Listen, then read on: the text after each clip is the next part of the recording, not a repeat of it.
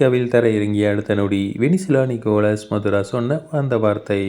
Venezuela ஜனாதிபதி Nicolas மதுராவும் அவரது மனைவி சிலியாவும் அமெரிக்க படைகளால் காரகாசில் நடந்த இரவு நேர தாக்குதலில் கைது செய்யப்பட்டு நியூயார்க் நகரத்திற்கு கொண்டு வரப்பட்டனர். இது உலக அரசியலில் பெரும் அதிர்வை ஏற்படுத்தியுள்ளது.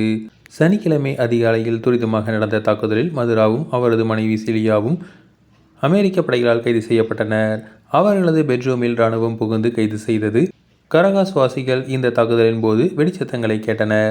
குறைந்தது 7 குண்டுகள் வெடித்து இராணுவ இலக்குகளை தாக்கியதாக கூறப்படுகிறது. மதுரா இல்லாத நிலையில் தற்காலிக ஜனாதிபதியாக டெல்சி ரோட்ரிகஸ் அங்கே ஆட்சி நடத்தி வருகிறார்.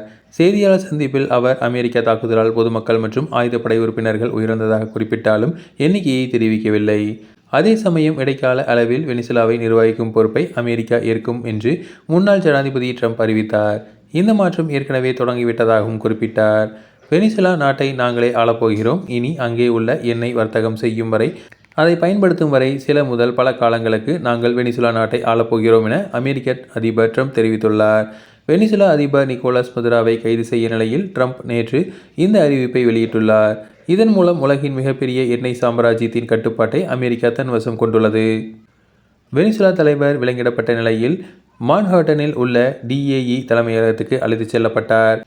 மான்ஹாட்டனில் உள்ள அமெரிக்க போதைப் பொருள் தடுப்பு நிர்வாக தலைமையகத்தின் அதிகாரிகளை good night, happy new year என மதுரா சிரித்த முகத்துடன் வாழ்த்தினார். தான் அமெரிக்க சிறையில் இருக்கப் போகிறோம் என்று அஞ்சாமல் அவர் துணிச்சலாக சொன்ன இந்த விஷயம் பெரிய அளவில் கவனம் பெற்றுள்ளது.